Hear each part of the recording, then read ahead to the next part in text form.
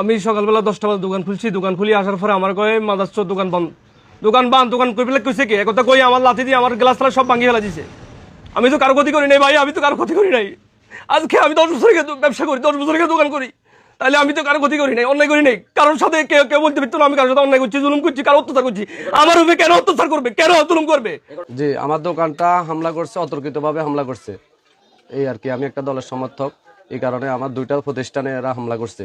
আমি থানায় একটু আগে একটা অভিযোগ করে আসছি, অফিসারের সাথে কথা বলে আসছি, আবার তারা থানা থেকে প্রশাসন পাঠাচ্ছে, আবার ইউনুস স্যারের সাথে আমার কথা হয়েছে।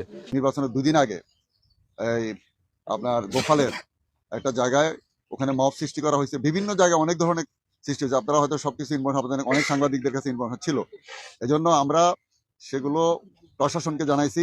এখানে বিজিবি প্রধান, র্যাব প্রধান, তারপরে এখানে সেনাবাহিনী প্রধান, যে সিও যারা ছিল, এরপরে আনসারের জেলা কমান্ডার থেকে আরম্ভ করি আমাদের ইউনো থানা, এরা সবাই জানে বিষয়গুলো। আমরা মানে বিভিন্ন সময় তাদেরকে অবহিত করছি।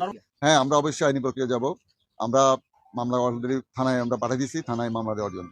কিন্তু দুঃখের সাথে বলতে হচ্ছে আজকে সকালে ঘুম থেকে ওঠার পরেই আমরা যেটা জানতে পারলাম, আমার মুন্সিরহাটে আমার 5টা দোকানে আক্রমণ করা হয়েছে।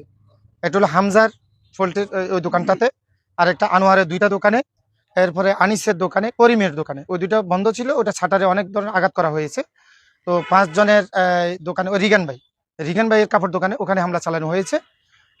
এরপরে আমাদের ছোটু মন্দার মুরব্বী মানুষ, উনি কোনো জামাতও করে না, হ্যাঁ, কে নাকি বলছে সে ভোট দিছে, এই জন্য তাকে এবং তার ছেলেকে নির্লজ্জভাবে আঘাত করা হয়েছে।